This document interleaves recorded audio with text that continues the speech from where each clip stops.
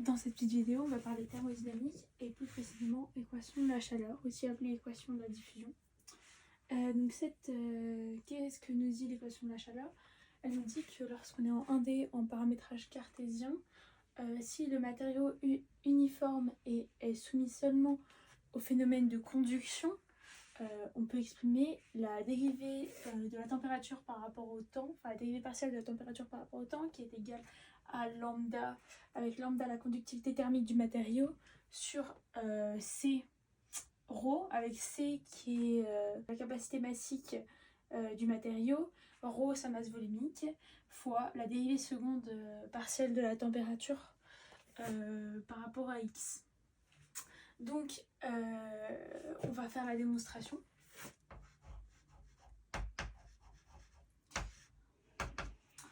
Donc, pour la démonstration, on va supposer un système qui est soumis qu'au phénomène de conduction. Donc, on va supposer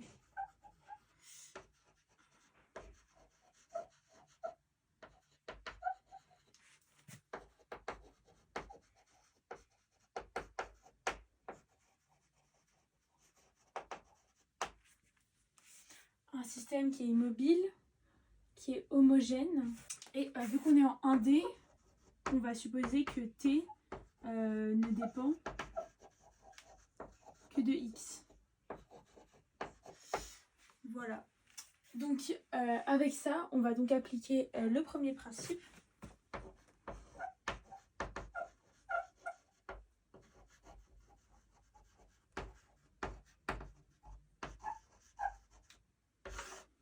Donc on applique le premier principe. Qu'est-ce qu'il nous dit? Que du égale à d de em plus du plus d de m égale à d de w plus dq.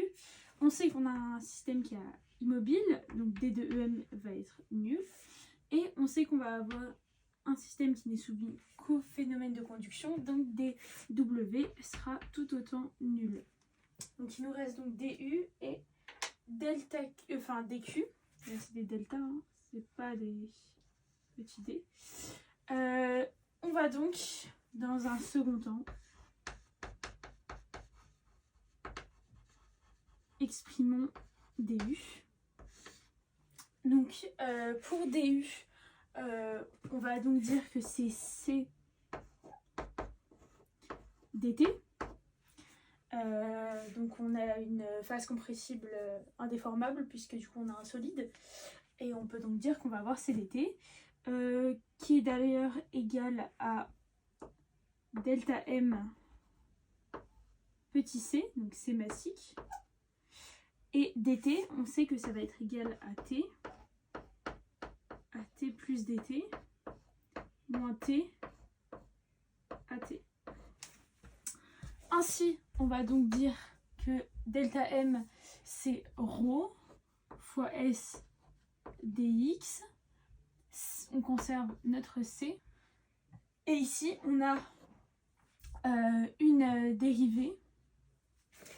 Donc on a une dérivée partielle de T par rapport à T fois dt grâce à la formule de Taylor.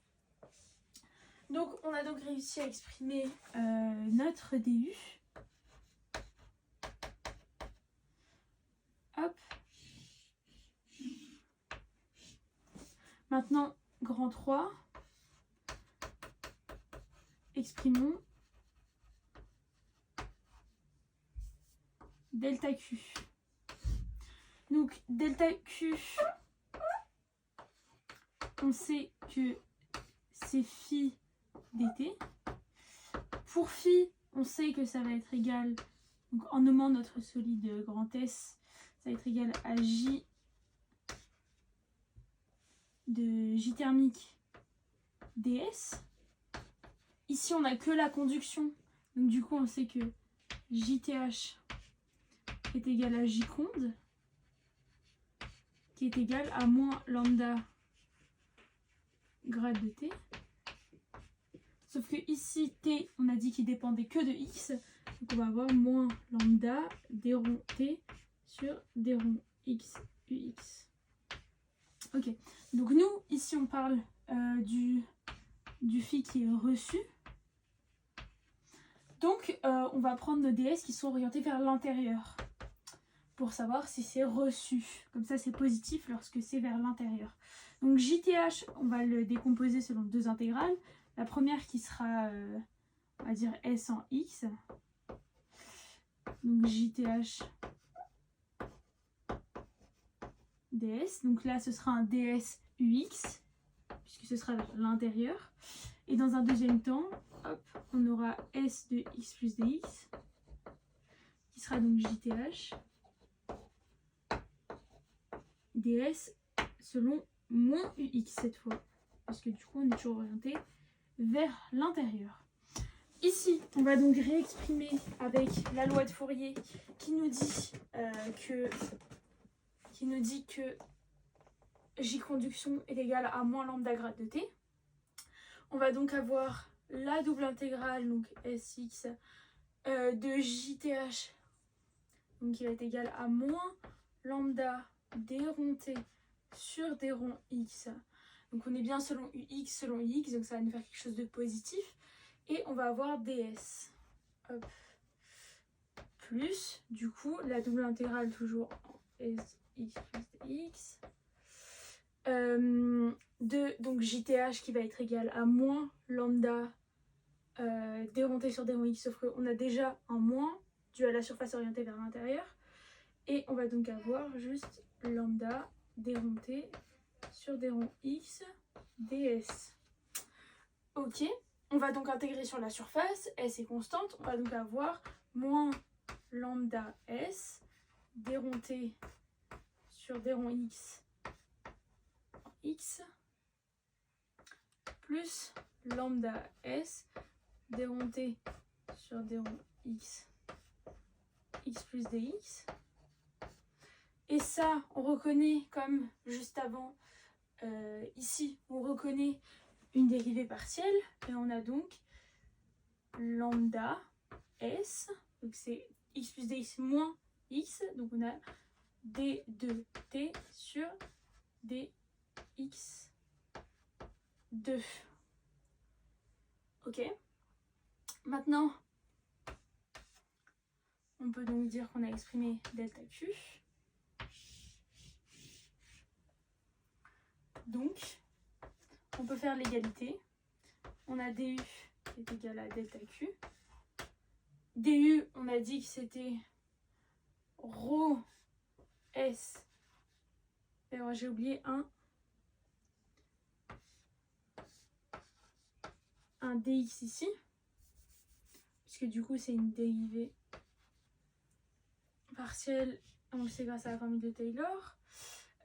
Donc, rond S dx, c'est la capacité massique, d rond t sur d rond t dt égale à... et là, on a dit que c'était phi dt, donc encore une fois, on a oublié les dt. Hop. Hop.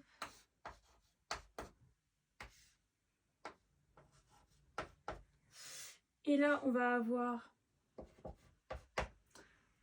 donc lambda S d2t sur dx2 dx dt.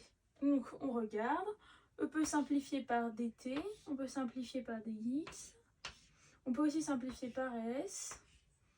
Et on se retrouve alors avec l'expression qui nous dit que d rond t sur d rond t est égal à lambda sur c ρ fois d de t sur dx2, d rond x2 d'ailleurs. Et c'est comme ça qu'on retrouve l'équation de la chaleur. Voici alors comment on retrouve l'équation de la chaleur en 1D cartésien.